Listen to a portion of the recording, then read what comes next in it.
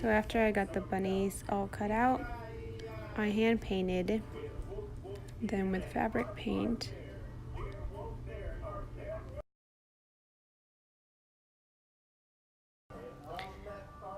So I quickly painted the bunnies.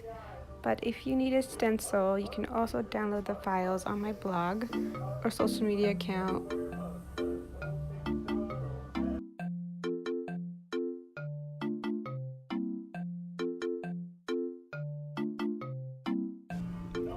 For this theme, we decided that we were going to do bunnies and chicks.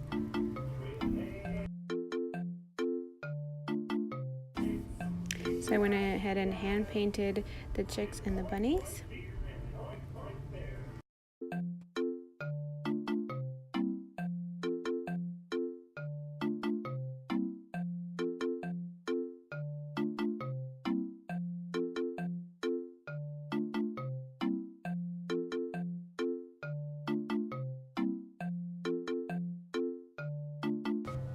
I wasn't sure if this was going to work, but I fed it into the Xyron Creative Station light and it easily went through, and I created an adhesive sticker.